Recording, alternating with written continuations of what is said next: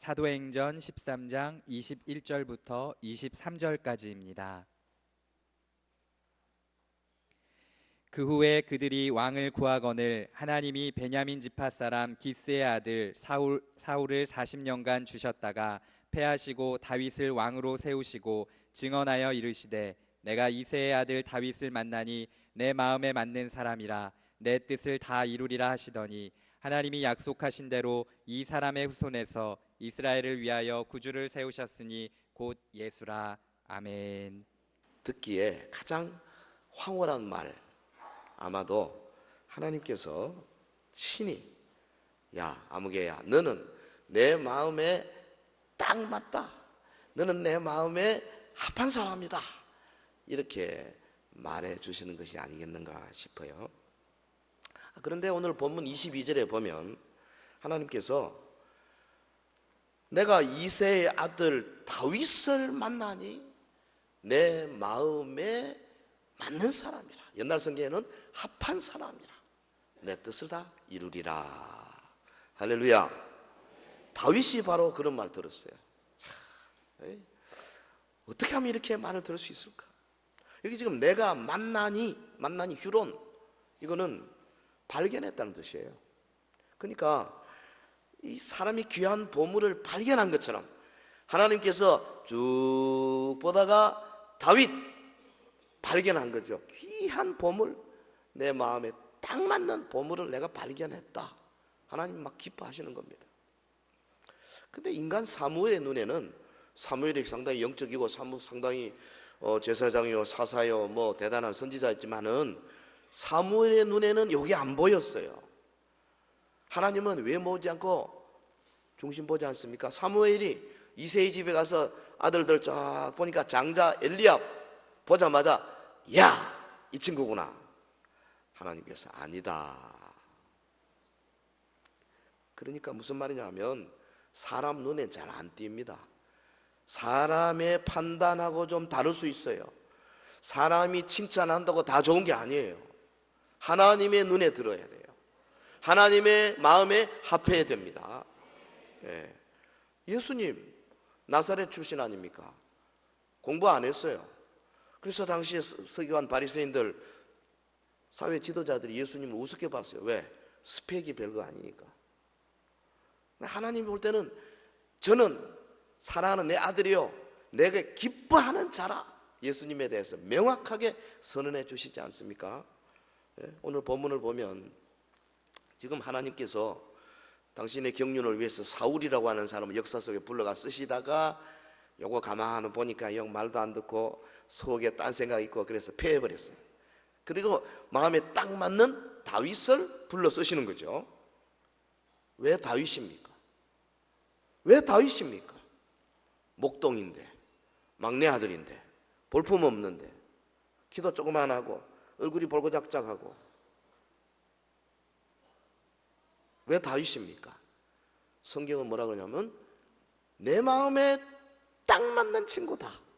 그래서 하나님이 다윗을 뽑아가지고 만고의 영웅으로 만드시고 역사에 하나님의 언약의 최중심부에 세우고 다윗의 후손을 통해서 예수 그리스도 영원한 나라의 왕을 오게 하시고, 자, 다윗 진짜 횡재 맞는 거예요. 다윗이 태어날 때부터 그런 거 아니지 않습니까? 아브라함의 자손이 얼마나 많은데요. 그 많은 자손 가운데 딱 다윗 뽑혀서 예수님의 족보에 오른 거지요. 왜? 하나님 마음에 합했기 때문에. 자, 그렇게 되면 어떻게 됩니까? 당연히 우리도 다윗처럼 마음에 합해야 되지 않겠나? 다윗이 어떤 인물이기에 그렇습니까? 성경에요, 다윗에 대해서는 엄청나게 많이 나옵니다. 구약에 제가 알기로 한 800번 이상, 신약에 60번 이상 나와요. 다윗. 그러니까 다윗에 대한 것은 충분한 정보가 있습니다. 우리가 구약의 여러 정언들을 종합해가지고 다윗의 어떤 요소가 하나님의 마음에 맞았을까 몇 가지 생각하면서 마음속에 나도 다윗처럼, 우리 구역도 다윗처럼, 우리 교회도 다윗처럼 하나님과 마음에 합한 개인, 합한 구역, 합한 교회 되도록 다시 한번 진일보하는 이 시간이 되기를 주의 이름으로 축원합니다. 자, 첫째로 다윗은 항상 하나님의 뜻을 알고자 했어요. 유년부 이리 봐요. 시작도 하기 전에 엎어지면 어떻게 돼? 봐. 쉬워. 항상 하나님의 뜻을 구하려고 했어. 하나님의 뜻을. 보십시오. 뭘 하든지 기도하면서 하나님은 이걸 어떻게 생각하실까? 뭐라고 하실까? 하나님의 뜻을 알기 위해서 촉각을 곤두세운 거예요. 본문 36절에 보면 다윗은 당시에 하나님의 뜻을 따라 섬기다가 잠들었다 그랬지 않습니까? 그러니까 하나님의 뜻을 따라 섬겼습니다. 어떻게? 하나님의 뜻을 알기 위해서 몸부림치고 노력하고 그 결과 뜻을 알고 그 뜻대로 살았던 사람이라 그 말이죠. 비교하면은 초대왕 사울, 이대왕 다윗. 사울은 어떻습니까? 하나님의 뜻 별로 관심 없었어요. 뭐 좀 하는 채 하다가 자기의 유익이 생기면은 그냥 그걸로 그 길로 갔어요. 나중에 어떻게 됐습니까? 급하니까 엔돌의 무당한테 갔지 않습니까? 아니 하나님 앞에 와서, 제사장 앞에 와서, 교회에 와서, 성전에 와서 엎드려 기도해야 될 터인데 무당한테 갔어. 요즘 같으면 토정비열 앞에 가서, 성명철학관에 가서. 오늘도 미아리국의 성명철학관에 30%가 그리스도인이라고 그러잖아요. 그렇지 않아요? 거기 간 사람은 그리스도인은 아닙니다. 교회는 다닐지 몰라도 하나님의 뜻을 찾으려고 해야 돼요. 사울은 하나님과 진정한 관계를 맺지 못했어요. 그런데 다윗은 차후간 어떻게든지 하나님께 가까이, 우리 아까 불렀던 찬송처럼 내 주를 가까이 하게 하면 십자가 지면 고생이지만은 계속 하나님께 가까이 가려고 하는 다윗.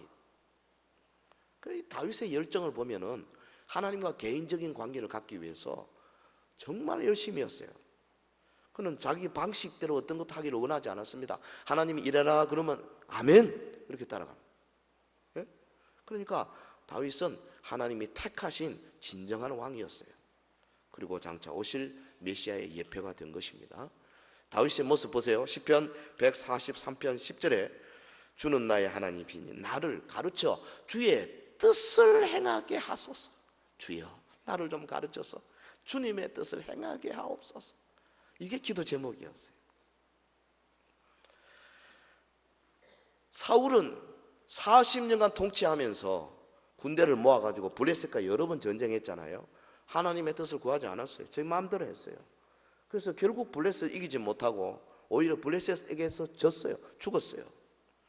전쟁에 져서. 근데 다윗은 왕이 되자마자 제일 먼저 뭐부터 했습니까? 하나님께 딱 엎드렸습니다.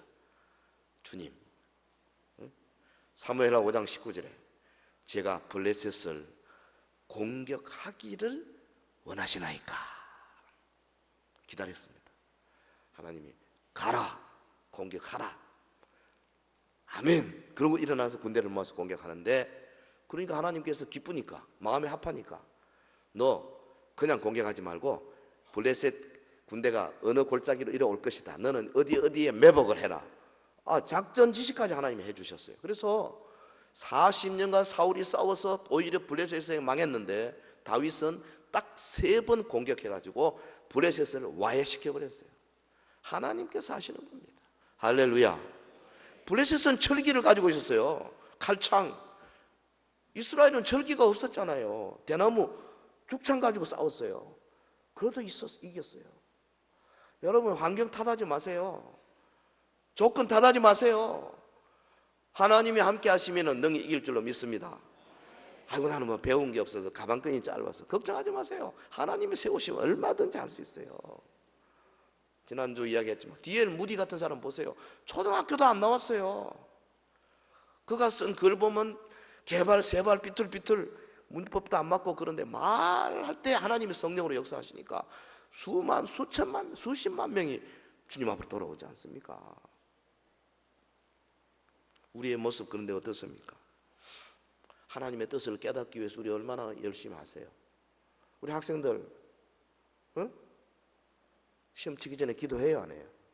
학교에서 기도 안 하지? 이것도 기도 안 한다고. 시험지 딱 받아놓고 시간 너무 오래 기도하면 시간이 없으니까 짧게 딱 1분이라도 주님, 제가 어젯밤에 열심히 공부했습니다. 공부한 대로 다 생각나게 하옵소서. In His name, 아멘 하고 딱 하고 눈 뜨면요, 잘 나오게 돼 있어요. 왜 이래요? 여러분, 작은 거, 학교 선택하는 거, 직장 선택하는 거, 배우자 선택하는 거 기도합니까? 안 합니까? 여러분, 자녀들을 시집장가 보낼 때 어떻게 하세요? 많은 경우에 사람들이 하나님의 뜻을 먼저 알고 하기보다는 어떻게 하는 것이 유익한가, 어디로 이사하는 게 우리 아이들 학군에 좋은가, 하나님의 뜻과는 관계없어요. 제 마음대로 한다 그 말이죠. 그래서 하나님 별로 관심이 없어. 사람 많은 데서 그냥 다 지나가 버리죠. 그런데 그 중에 어느 한 번 작은 일에도 주님 앞에 엎드려서 할까요? 말까요? 주님, 내가 이번에 이런 일을 당했는데 감사한금 얼마 할까요? 기도해야 되는 거예요. 이런 거. 우리 지휘자는 다음 주 찬양을 뭘 할까요? 기도하는 줄로 내가 알고 있습니다. 피아니스트 하기 전에 다 기도하고, 주님, 내 손가락을 다 가져가십시오. 이래야 돼요. 우리 설교 마치고 찬송한 다음에 헌금하기 전에 우리 방 집사님 특송할 겁니다. 기도하고 왔지 싶어. 작은 일부터 하나님의 뜻을 구해야 되는 거예요. 여러분, 자기의 발전만을 위해서 하는 사람들, 사울 같은 사람이에요. 하나님이 관심이 누구에게 있느냐? 하나님의 뜻을 찾기를 즐거워하는 사람. 그래서 기도하고 성경을 찾아서 말씀이 어디 있는가 연구하는 사람, 상담하는 사람. 하나님의 나라는 열정적으로 하나님을 찾는 자들의 것인 줄로 믿습니다. 오늘 저와 여러분이 다윗처럼 이 부분에서 하나님 마음에 싹 들기를 바라요. 두 번째는 다윗 어떤 모습이냐? 하나님을 높이는 일, 하나님을 찬양하고 하나님을 높이는 일에 매우 힘을 쓴 사람이에요. 하나님이 그 마음에 싹 들었습니다. 다른 말로 하면 찬양의 사람이에요.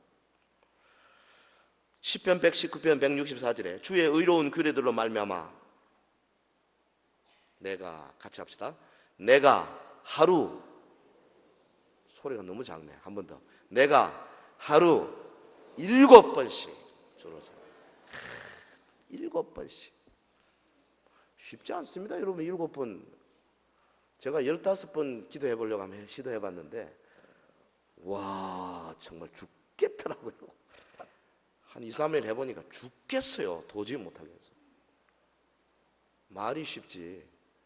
시간마다 맞춰서 기도하려니까 때로는 전화 오죠, 때로는 누구 만나죠. 뭐 그래도 뭐 하든지 말든지 한번 해보겠다. 못하겠어요. 지금 못해요. 다윗은 7번씩 찬양한다. 그 주님을 찬양, 이게 예배죠. 하루에 예배를 7번씩 한다는 거예요. 기도의 사람일 뿐 아니라 찬송의 사람이었어요. 하나님이 다윗을 보니까 좋아 죽겠는 거야. 이야, 저거 저렇게 하루에 종일토록 찬송하는구나. 응?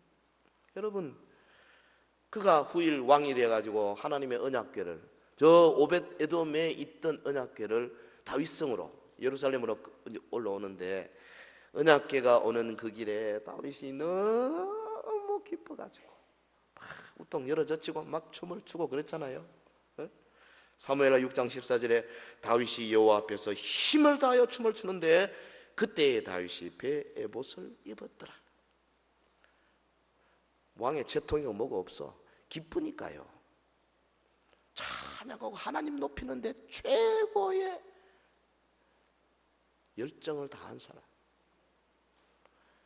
야곱, 아까 우리 불렀던 찬송처럼 야곱이 일어나 잠 깨어서 단을 세웠는데, 야곱이요, 히브리서 11장 마지막에 야곱, 믿음으로 야곱은 아들들에게 그 안수 기도하고 심상머리에 지팡이 의지하고 주를 경배하다가 죽었어요. 예배하다가 죽었어요. 야곱의 147년 그 긴 인생에 할 일이 얼마나 많았겠습니까? 그런데 히브리서 기자는 이것저것 다 빼버리고 믿음으로 야곱은, 야곱의 믿음을 한마디로 지팡이 머리 의지하고 경배했다, 예배했다. 할렐루야. 다윗처럼 우리 예배 빠지지 마세요. 예배 빠지지 마. 예배 빠지지 마요. 예배 빠지지 마. 수요밤, 금요밤 빠지지 마세요. 특별히 오후 예배, 주일 오후 예배 빠지지 마세요. 지금 이 숫자가 일부하고 다 합쳐서 주일 오후에 그대로 와야 정상이에요. 주일날 뭐 합니까? 주일 성수 안 하고 심리도 못 가서 발병 나요. 안 돼요, 안 돼요, 안 돼요. 예배해요, 예배. 하나님이 딱 보시고, 야, 저 친구 마음에 든다. 주일학교 아주 잘 들어요. 오후 예배 막 우리 지금 이제 주일 오후에 여러분 영어 클래스 만들고 있잖아요. 우리 이한석 전사님하고 최 전사님이. 인물입니다, 여러분. 인물이야. 많이 배워요. 요즘 영어 잘해야 돼. 두 번째 중국어 잘해야 되고 열심히 해요. 예배예요, 예배. 여러분 예배 참석해. 예배. 주일 대예배 한 번으로 족하다? By no means. 절대 그렇지 않습니다. 예배. 하루 7번씩 예배했어요. 여러분 하나님 눈에 잘 들어야 안 되겠습니까? 하나님이 나를 보고 박 목사 저거 내 마음에 쏙 든다 이래야지. 저건 문제 좀 있다. 저거 어떻게 하지? 저거 어떻게 단련을 시키지? 병을 좀 줘볼까? 아들한테 혼을 좀 낼까? 어떻게 할까 저거? 하나님이 그렇게 계획하도록 하시면 되겠습니까? 그냥 좋아서 어쩔 줄 몰라가지고 아이고 내가 저거를 어떻게 하면 좀 하나님이 좋아서 막 복 주시려고 이래 해야 안 되겠어요? 그 다윗이 가는 곳마다 막 주님이 따라가죠. 진실로 내 평생에 주님의 선하심이 나와 함께한다. 그가 그렇게 노래했잖아요. 여러분 하나님을 경배하는 일, 이게 하나님 마음에 쏙 든 거죠. 우리 모두 다윗같이 하나님을 알고자 하는 간절한 마음뿐 아니라 심령으로 주님을 찬양하시기 바랍니다. 시편에 다 찬양해요. 시편 149편, 시편 150편 150편에 보면 할렐루야 그의 성소에서 하나님을 찬양하며 그 권능의 궁창에서 그를 찬양, 능하신 행동을 찬양하고 위대하심을 따라 찬양할지어다. 뭐라 그랬습니까? 비포와 수금으로 찬양하고 소고치고 춤추며 찬양하고 현악과 퉁소로 찬양하고 큰 소리 나는 재금으로 찬양하고 찬양.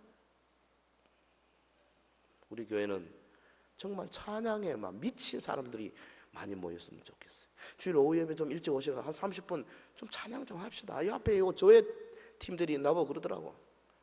목사님, 우리 연세 드신 어머님들 몇째 앉아가지고 아무리 앞에서 막 젊은 노래를 해도 막 안 따라오시고 하니까 못하겠다 그러더라고. 야, 이거 보통 문제 아니에요. 오늘부터 시작해서 심기일전해서 하나님 눈에 잘 들기 위해서 우선 찬양 열심히 하시기를 주의 이름으로 권면합니다. 자, 세 번째, 다윗은 범죄했을 때에 철저하게 회개한 사람. 한마디로 다윗은 회개의 사람이라고 말할 수 있어요. 하나님의 마음에 합한다고 해서 죄 안 지은 게 아닙니다. 무죄가 아니에요. 다윗이 나중에 큰 죄 지었어요. 사실 윤리적으로 보면 사울 왕이 범죄한 것보다 다윗이 더 큰 범죄입니다. 다윗은 유부녀를 간통했죠. 애를 베니까 그거 안 들키려고 멀리 남편을 불러왔지요. 그래서 남편과 아내 하룻밤 자게 만들어가지고 애 낳아도 표 안 나게 하려고. 그거 다 속이는 거거든요. 그것도 죄입니다. 그런데 이 우리아가 말이죠, 너무 충직해가지고 내가 전쟁터에서 왔는데 어떻게 집에 갈 수 있느냐. 왕궁에서 그냥 집에 안 가고 그냥 그것을 자버렸어. 다시 전쟁터로 갔잖아요. 다윗이 고민이 돼요. 어떻게 할까? 이제 배는 불러오는데, 그래서 군대 장관 요압을 시켜가지고 너 저 우리아를 다음 전쟁할 때 화살이 비오듯 하는 맨 앞에 세워라. 야, 이거 뭐 진짜 나쁜 놈입니다. 다윗은 가정스러운 자입니다. 그리고 입 싹 씻고 있어. 우리아 죽어놓고 하나님이 나단을 보내가지고 내 이놈 한마디 했을 때 사울 왕 같으면 나단의 목을 쳤을 겁니다. 우리나라 고려 시대 2조 500년 역사 우리 왕들이 대부분 나단의 목을 쳤을 거예요. 그런데 다윗은 어땠습니까? 그 말을 듣고 팍 거꾸러졌습니다. 그냥 막 엎어졌어요. 시편 51편에 보면 막 얼마나 다윗이 통곡하면서 회개했는지. 주여, 내가 모태로부터 죄 가운데 태어났습니다. 내가 이 죄를 가지고 안에서 토설지 않고 있으니까 내 막 뼈가 녹았습니다. 주여, 나를 버리지 마옵소서. 성령이여, 나를 떠나지 마옵소서. 주여, 나를 버리지 마소서. 성령이여, 떠나지 마옵소서. 시편 51편 보면요, 정말 절절히 하나님 앞에 회개하는 다윗의 모습. 회개의 사람. 하나님이 다윗을 볼 때 그 하는 짓은 진짜 나빴지만 회개하는 거 보니까 너무 좋은 거. 사실 뭐 우리 모두가 다 누가 보면 15장에 있는 탕자의 비유도 보면은 둘째 아들이나 큰 아들이나 다 회개해야 되거든요. 근데 질이 나쁜 것은 탕자는 문자 그대로 편한 탕자지만 큰 아들 그놈이 훨씬 더 질 나쁩니다. 바리새인적으로. 나는 여기서 아빠를 열심히 도왔는데 송아지는 그냥 염소 한 마리 안 잡아주더니 저 아버지의 재물을 다 여자에게다 말아먹은 저놈을 저렇게 하느냐고 막 화를 내면서 마치 아버지 끝이 죄끈 것처럼 하나님을 향해서 정죄했어요. 우리 오늘 오래 믿는 사람들이요 그렇게 될 가능성이 많아요. 목사부터 시작해서. 그래서 날마다 자신을 돌아보면서 철저하게 회개하려고 해야 돼. 하나님은 일단 어떤 죄를 지었든지 간에 엎드려 회개만 하면 하나님이 흡족히 여기시고 용서해 주실 줄로 믿습니다. 다윗 회개의 사람. 회개하는 사람에게요 긍휼과 자비가 따르게 돼 있어요. 회개는 부끄러운 게 아닙니다. 죄 짓는 것이 부끄럽죠. 회개는 절대 부끄러운 것이 아니에요. 해야 돼. 왜냐하면 죄를 마음에 품고 회개하지 않으면 우리의 마음속에 평안이 없어져요. 평안이 없어져요. 불면증이 생겨요. 그리고 그 앞에 파멸과 고생만이 놓여있다 그랬어요. 시편 38편 3절에 주의 진노로 말미암아 내 살에 성한 곳이 없사오며 나의 죄로 말미암아 내 뼈에 평안함이 없나이다. 예? 내 죄악이 내 머리에 넘쳐서 무거운 짐 같으니 내가 감당할 수 없나이다. 이게 죄예요. 로마서 3장 16절에 파멸과 고생이 그 길에 있어 평강의 길을 알지 못하였다 그랬지 않습니까? 그러니까 죄가 우리 속에 있으면 평안이 없어져요. 기쁨이 없어져요. 초조해지고 불안해져요. 불안정감. 이게 뭐로 갑니까?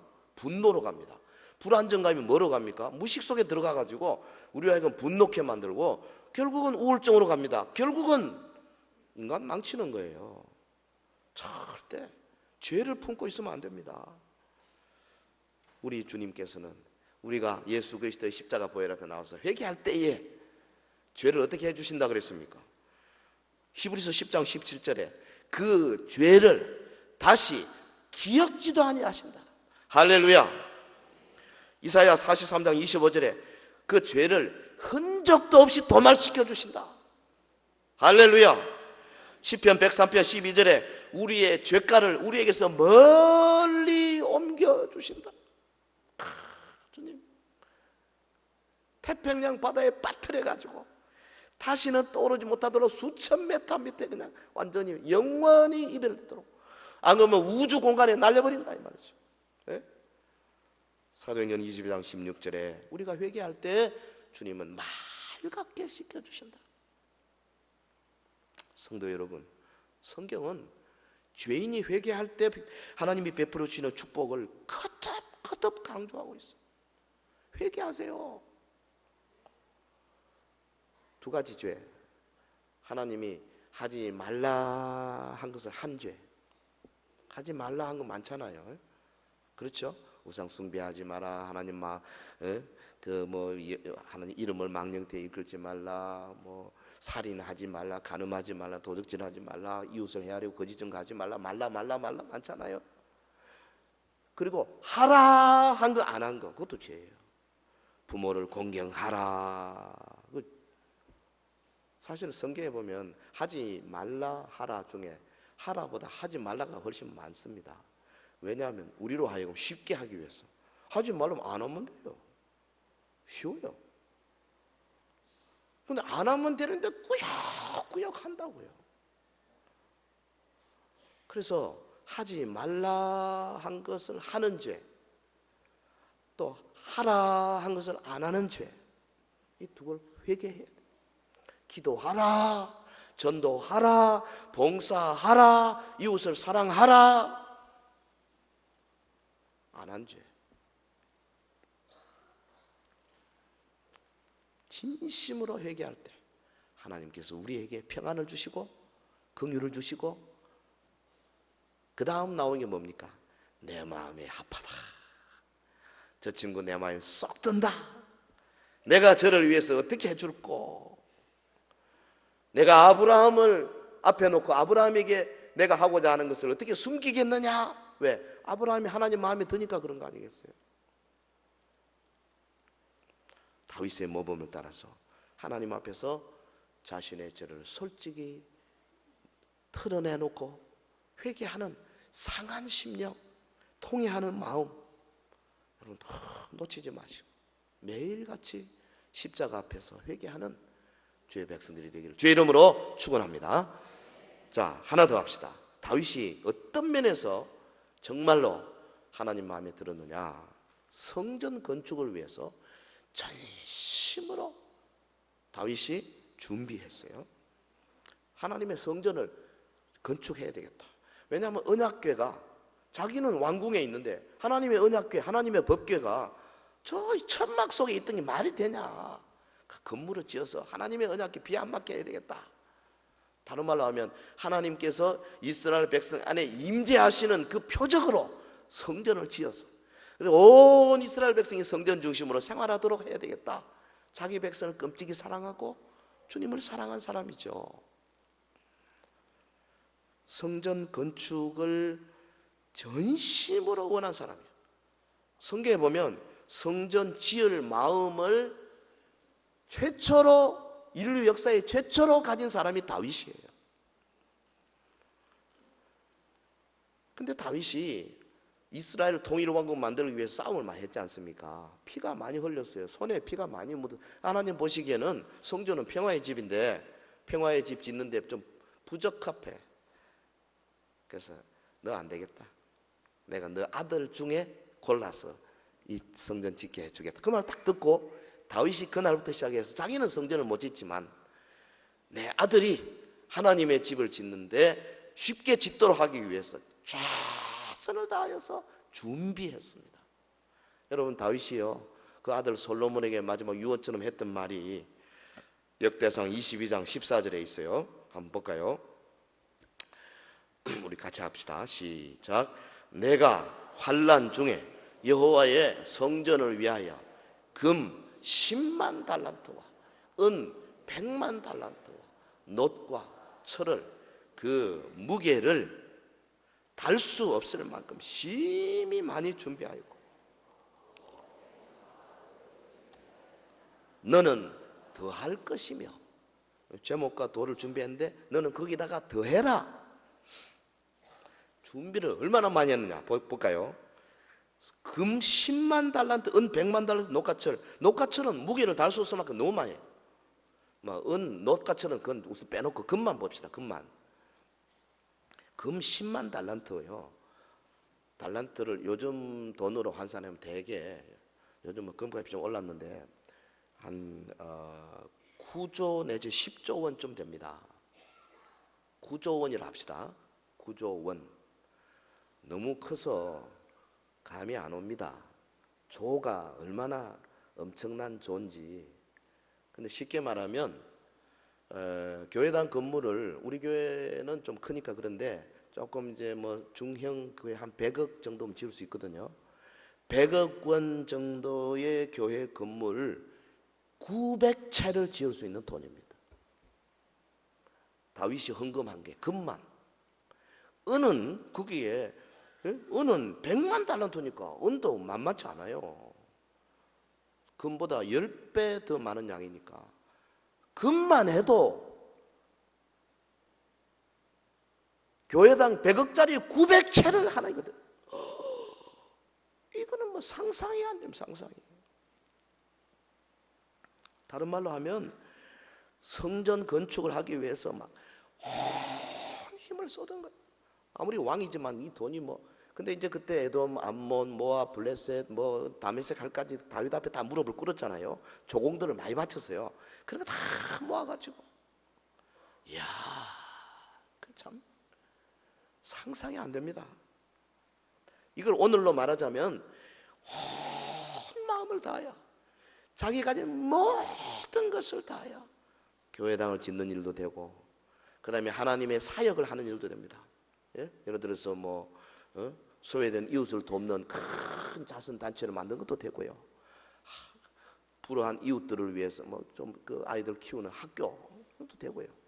혹은 북한 이 인권을 위해서 투자하는 것도 되고, 탈북 난민들을 위해서 온 몸을 다하여 다 이거 다 해당되는 거예요. 다윗은 그런 사람이에요. 하나님이 다윗을 볼 때 정말 막 좋아서 죽겠는 거예요. 야, 내가 다윗에게 뭐 좀 해줄까? 그래서 하신 게 뭡니까? 너 내 왕위를 영원히 이어. 그래서 다윗의 후손이 영원히 왕이 된다. 말이 영원이죠. 예수 그리스도로 말미암아 왕이 되고 영원한 왕권이 다윗에게 있잖아요. 성도 여러분, 우리 한국교회 130년 역사에서 우리 교회당 건축의 대표적인 사례를 꼽으라 하면 많은 분들이 우리 교회, 대구 서연교회를 예로 들기에 주저하지 않을 것입니다. 물론 뭐 지금은 전국적으로 화려하고 큰 건물들이 많지만 전쟁 직후에 그 아수라장에서 그 열악한 환경에서 뭐 국민소득 100불도 안 되고 한 75불 요럴 때 세계 최빈국에서 한 250명 사람들이 모여가지고 이 480평이 넘는 거대한, 그것도 벽돌도 아니고 돌이 뭐 벽돌보다 한 3배, 4배 더 비싸잖아요. 그거 12년 긴 세월 동안에 온 교회가 한 마음에 대해서 마침내 주변에 어느 누구의 도움도 받지 아니하고 자력으로 완공했다. 어찌 하나님이 기뻐하지 않으시겠어요? 왜 아멘 안 해요? 다른 교회에서는 안 하더라도 여기서는 해야지. 우리 교회 설립 예배를 드린 후에 불과 3년, 1956년에 교회당 대지 봉헌 예배 드렸잖아요. 그리고 그 다음에 1957년 봄부터 시작해서 헌금하기 시작했죠. 막 열기가 많아서. 제가 뭐 들은 이야기도 있지만 우리 이번에 60년사 나온 그 책에 보면 이렇게 돼 있어요. 성도들은 생일 축하연이나 아기 돌잔치 등 각 가정의 대소사 행사 경비를 생략하고 그 경비를 건축 헌금으로 바쳤으며 어떤 이들은 폐물을 바쳤고 어떤 이들은 특별 헌금을 했다. 그중에 뭐 그때 그 가장 많은 헌금을 하신 분이 우리가 잘 아는 대로 활신 한의원 운영하던 정규만 장로님이었던 거. 제가 그 미국에 있을 때 1985년도에 윤철주 목사님 미국 세인트루이스에 제가 있던 교회에 부임해 오셔가지고 8개월 같이 있었어요. 제가 가방 모치 했습니다. 다니면서 식사도 같이 많이 하고 그때 서영교회 이야기를 많이 들었었습니다. 근데 그 윤철주 목사님이 그런 이야기 하시더라고요. 헌금 많이 여러 번 했는데 목사가 뭔 돈이 있어요. 겨우 생활비밖에 못 받았는데 그 우리 정장로님이 아무도 모르게 그때 돈이 그 원이 아니고 환이니까 그 돈 가치가 없으니까 보따리 잔뜩 이렇게 들고 밤에 아무도 몰래 여러 번 오셨더라고요. 그래가지고 목사님 내일 그냥 목사님이 일바따로 먼저 헌금하십시오. 제가 둘이서 신방 마치고 둘이서 사실 저는 뭐 신방 안 해도 됐었는데 가보는 신학교 학생이었으니까 방학 때 하도 목사님 좋아서 뭐 좀 배우려고 그분이요 그 연세에 영어도 잘합디다 통역도 잘하고 난 놀랬어요. 그 교회 미국 사람이 이제 제가 통역하려고 목사님 제가 할까요? 그러니까 비켜 올라가서 하는데요 콩글리시로 하는데 잘 하시더라고. 그런 분이요, 같이 식사하며 저보고 이런 이야기, 내 남은 동안에, 내 남은 목회 생활 동안에 정규만 장로님 같은 분 한 번만 더 만났으면 좋겠다고 이러시더라고. 막 울더라고요. 제가 그때 그 장면이 아주 눈에 꽉 박혀 있습니다. 그분은 우리 서현교회사의 길이 남을 위대한 인물 아닙니까? 오죽하면 우리 밑에 하청 예배실을 정규만 홀로 만들었겠어요? 그 비화도 많지요. 겸손과 온유한 사람이고 당회에서도 말이 없었다 그러대요. 뭐 그냥 목사님 알아서 하십시오. 그러니까 일사천리로 윤철주 목사님도 얼마나 불도저입니까? 이분이 일찍부터 다윗처럼 마음속에 가진 그 소원이 뭐냐 하면 웅장하고 아름다운 교회당을 지어야 되겠다, 지어드려야 되겠다, 이게 소원이었대요. 그 젊은 시절에 그 구미 상무교에서 그분이 뭡니까 자랐잖아요. 뭐 유아세례 받았는가. 그런데 그 구미 상무교에 있을 때 대지를 270평 사서 헌납했다 그래요. 그리고 이제 일 때문에 대구로 오셔가지고 대구 서남교회에 계셨잖아요. 그때는 서현교회 없을 때 서남교회에서 장로로 30대 장로로 장립되셔가지고 또 서남교회에다가 그 대지 205평 사서 헌납했습니다. 우리 60년사에 그 기록돼 있어요. 그래서 그때 주위 땅을 좀 더 확보해가지고 이 자리에 동양 최대의 교회당을 지읍시다, 그렇게 제안을 했더니 그만 당회에서 아이고 우리가 뭐 어떻게 그거 하겠냐고. 그래서 꿈을 이루지 못했는데 그분이 결국은 서현교회 와서 그 꿈을 이루었잖아요. 그런데 참 그분 정말 그 부인 김영숙 권사님과 함께 성수주의를 그렇게 잘했다 그러더라고요. 난 이게 중요하다고 봐요. 아이들에게도 성수주의를 가르치고 구제와 전도, 말씀과 기도, 헌신과 겸손. 집이 한 360평 넓어가지고 방이 뭐 14개인가 5개가 있어서 매일 그저 10명, 20명 와서 거린들이나 혹은 노숙자들 혹은 여행객들이 와서 신세 지고, 가정부가 셋이서 맨날 가서 시장 봐오는 게 일이었다 그러잖아요. 주기를 좋아하고 구제하기를 좋아하고, 그러면서 주의 몸된 교회를 위해서 큰 예배당, 당시 우리 제일교회보다 더 큰 예배당, 그리고 바로 옆에 있는 이 성당보다 더 큰 예배당 지어야 되겠다. 그 성도들이 아마 굉장히 자부심이 있었겠죠. 하나님께서 도와주셨죠. 1940년대 말에 우리나라에 유행했던 그 콜레라. 근데 이상하게 이분이 이 조제한 활신 한의원의 약 서너 첩만 먹으면 기적처럼 낫는 역사가 뭐 입에 소문을 타고 전국적으로 번져가지고 막 전국에서 와가지고 그날 약을 못 타가지고 옆에 여관에 하룻밤 자고 와서 타고, 그런 일이 줄을 서가지고 저 중앙장까지가 줄 서 있었다 그러잖아요. 돈이 많이 벌었죠. 근데 그 돈을 다 모아가지고 교회당 짓는 데 다 쓰시는 이 모습, 그 다윗을 생각나게 해요. 야, 정말 그런 분이 있을까? 그 연세 많은 윤 목사님이 눈에 눈물을 줄 흘리면서 내 평생에 한 번만 더 그런 장로님 만나면 내가 더 이상 소원이 없겠다, 저보고 막 그러는 내가 어쩔 줄은 모르겠더라고.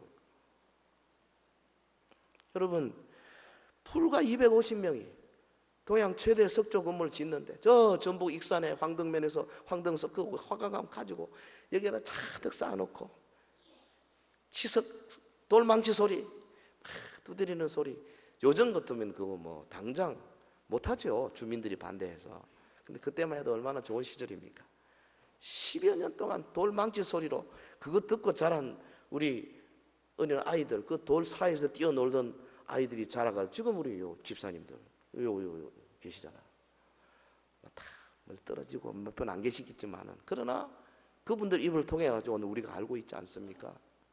여러분요, 69년 건축이 12년 동안 진행되고 69년 완공했을 때, 그때 우리 정장로님 그 지병인 당뇨병으로 가셨죠. 그 장례식에 인산인해로 몰린 그 장례 행렬 지금도 말씀하지 않습니까? 야, 대구 역사에 이런 일이 없었다. 죽으려면 저분처럼 죽어야 한다. 예? 저는 그때 여기 없었지만 이래봬도 제가 1971년부터 76년까지 서영교회 교인입니다. 제가 73년도에 봉헌했잖아요. 하나님께서 한 사람 정교만 장로님, 물론 그 위에 돕는 분이 많이 계셨지만 그 마음속에 불타오르는 하나님 사랑, 교회 사랑, 성전 건축을 위한 염원, 저는 그분이 하나님의 사랑을 잔뜩 받았다고 생각합니다. 그 친구분, 나이 좀 어리지만 친구분에는 우성기 장로님 말 들어보니까 도대체 이 약이 뭔데 이렇게 콜레라가 났냐? 콜레라 약이 없었잖아요. 당시 병원에 가도 그냥 링겔만 줄 거지 딴 게 없잖아요. 그런데 왜 이 약이 그러냐? 우 장로님 말씀이 그러더라고요. 그걸 약을 모아가지고 미국의 FDA에 보냈다. 도대체 뭡니까 이게? 뭐가 들었기 때문에 이렇습니까? FDA 검사 결과 보니까 하나도 다른 게 없더라. 보통 약과 똑같은데 플러스 하얀 가루가 있더라. 가루가 뭐냐? 소화제예요. 소화제 때문에 난 건지 사실은 하나님이 하신 거죠. 하나님이 우리 교회를 짓기 위해서 쓰시는 거 아니겠어요? 여러분, 하나님의 마음에 들면 온갖 기적이 일어나게 돼 있어요. 우리는 그런 선조의 믿음을 가지고 이 땅에 여기 지금 교회 생활하고 있지 않습니까? 다른 부흥사들, 다른 목사님들이 우리 정장로님이나 혹은 서영교회 이야기를 많이 해요. 엉터리도 많이 하더라고 보니까. 근데 정작 우리는 이상하게 말을 안 하려고 그러더라고. 이번에 60년사에 잘 나왔어요. 그래서 여러분들이 저한테 전화 와요. 그 읽어보더니 아니 이렇게 됐냐고. 그래서 다시 더 읽어봐요. 더 큰 소리 탕탕 칩니다. 여러분, 이 얼마나 위대합니까? 하나님은 영혼을 사랑하고 교회를 사랑하는 사람에게 관심을 표하는 거예요. 할렐루야. 다윗처럼 우리도 그렇게 합시다. 다윗은요, 상상하기 힘든 재물을 주 앞에 바쳐놔 놓고 그 다음에 거기 역대상 29장 14절에 뭐라 그러냐면 나와 내 백성이 무엇이기에 이처럼 즐거운 마음으로 드릴 힘이 있었나이까? 모든 것이 주께로부터 왔으니 우리가 주의 손에서 받은 것으로 주께 드렸습니다. 참 겸손했습니다. 기뻐했습니다. 막 좋아서 어쩔 줄을 몰랐습니다. 드리면서 그것도 주머니에서 좀 뺀 게 아니에요. 구조예요, 구조. 어마어마한 상상이 불과한 엄청난 것을 드리면서 막 기뻐했어요. 성도 여러분, 말씀을 맺겠습니다. 오늘 본문에 있는 것처럼 이 다윗의 후손으로 오신 예수 그리스도 전 인류의 구속자가 되심으로 택한 백성의 영원한 왕이 되었는데 우리가 다 그분 때문에 오늘 이렇게 기도하고 살고 있지 않습니까? 우리의 유일한 목표가 뭐가 되어야 되겠어요? 다윗처럼 하나님의 마음에 맞는 사람이 되어야 되겠어요. 그러기 위해서는 기도와 말씀에 여러분이 더 열심히 치중해야 됩니다. 그래서 하나님의 뜻을 아는 일에 앞장서야 돼요. 뿐 아니라 찬양의 사람, 그래서 하나님을 높이는 일에 힘쓰고 특별히 우리의 부족, 우리의 허물 주 앞에 회개하기에 주저하지 말고 회개의 사람, 상한 심령으로 주 앞에 나오기를 절대로 두려워하지 말아야 될 것입니다. 그리고 다윗처럼 영혼을 사랑하는 마음으로 교회와 하나님의 일을 위해서 한번 올인하는 주의 백성들이 되기를 주의 이름으로 축원합니다. 축원합니다. 축원합니다.